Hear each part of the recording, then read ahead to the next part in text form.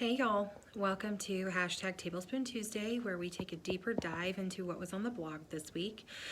And this week we are starting a new series for the month of February that is called Holding Space. So this week we kind of started talking about what does holding space mean. It sounds like a very therapy-ish kind of word, which in all fairness, that is exactly where I learned it. And how important it is to hold space for people even when you don't really know what it means.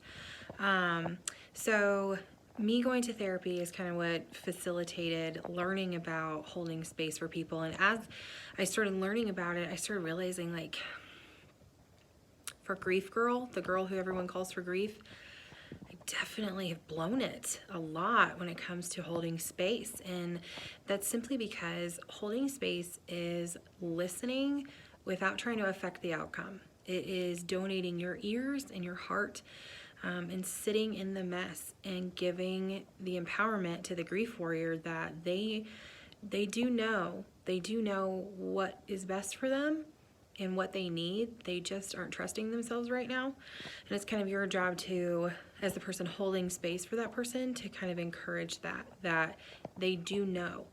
And kind of create some empowerment in that area.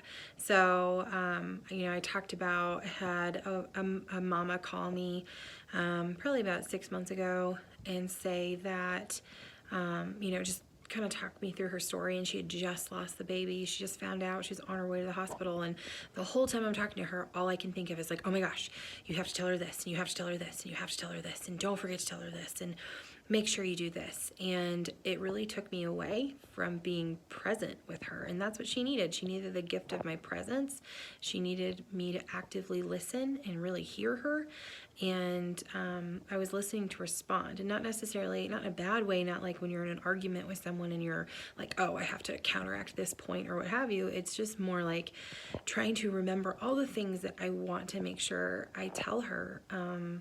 And man, it just took me out of that moment. And so that was kind of a big realization for me that, man, I'm not doing this as well as I think I am. And I really had to do some research and do some learning and kind of educate myself and put myself under the leadership and guidance of people who do this better than I do, namely my therapist. So, number one, I just wanted to say that me too. This is a new thing for me. This is a newer thing for me, and I'm still learning. I found myself just this very week when one of my oldest friends in the world called to tell me about one of her dear sweet friends that had just lost her baby. I kind of found myself being like, oh, and this and this and this, and my friend has such incredible wisdom and was like, well, I think I'm gonna do this, or I think I'm gonna do it this way.